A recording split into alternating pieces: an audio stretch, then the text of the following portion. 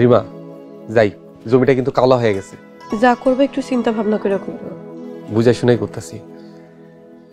সুলতানা পারে দেখতেছি না। সুলতানা মোরল বাড়িতে গেছে। মোরল বাড়িতে গেছে? ওখানে গেছে কেন? ওখানে গেলে তো ঝামেলা হইব। স্যারের লোক একটু দেখা করতে গেছে, দেখা করে চলে গেছে, তুমি কোনো চিন্তা করো না। আচ্ছা ঠিক আছে, আমি তাহলে গেলাম।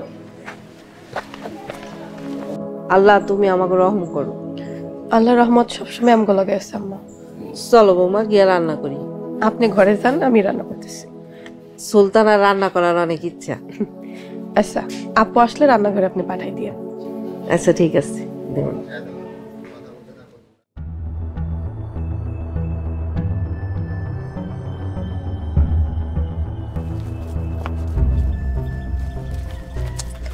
দাদা ভাইজান আমাকে বাঁচান।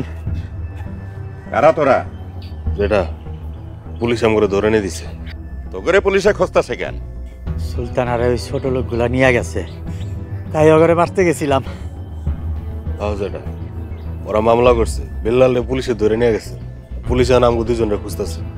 রিমারে নিয়ে গেল, সুলতানারও নিয়ে গেল। তোরা এই মোরল বাড়ির একেবারে পচাই ফেলাইছ। এই মোরল বাড়ির 150 বছরের ঐতিহ্যকে তোরা একেবারে মাটির সাথে মিশাইতেছ। ওই ছোট লোকের বাচ্চাগুলার লগে আর পারতাছি না। পারবা কেমনে? আমি থাকলে ওই ছোট লোকের বাচ্চাগুলারে মায়ের একদম মাটির সাথে মিশাই দিতাম। বরব্বা এখন আমাকে বাঁচান, আমরা তো পুলিশে নিয়ে যাবো। ওই আহসানুল্লাহর গিয়ে এক বাঁচাইতে। ভাইজান ডিসিশন নিতে পারতাছে না, আপনি আমাকে বাঁচান। আচ্ছা ঠিক আছে, আহসানুল্লাহর আমার কাছে আইতে কয়, তারপর আমি চিন্তা ভাবনা করুম যে মোরল বাড়িতে যামো কি যামো না। ঠিক আছে, বরব্বার আজকে আসতে পারবো। এখন তাইলে আসি দাদা ভাইজান, আসসালামু আলাইকুম। মোরল সাহেব এখনই চলে যেতেন? আরে না, এত সহজে গেলে ওরা আমারে হালকা মনে করবো, এত সহজে যেমন যাইব না। ওই আহসানুল্লাহ যেদিন আইসা আমার পা ধইরা বইসা থাকবো, সেই দিন আমি যাবো। মোরল সাহেব আমি হিটলার দেই নাই, কিন্তু হিটলারের ছবিটা আমি চেহারার মধ্যে দেখতাম আছি। কারেক্ট। আমার নাম মোরল আসগর। জন্মের পরে বাবা আমার নাম রাখছে আদর কইরা মোরল আসগর। বড় হবার পরে এক একজন আমার এক এক নামে ডাকে। কেউ বলে মোরল আসগর, কেউ বলে অজাগর। এইবার সত্যি সত্যি আমি অজাগর হইয়া এক একটাতে ধরুম আর গিলম, ধরুম আর গিলম।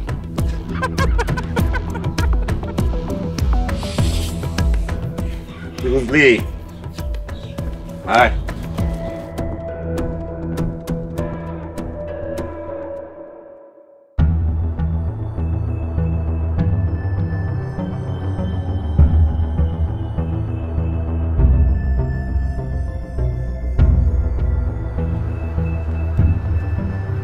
আব্বা কিছু শুনছো?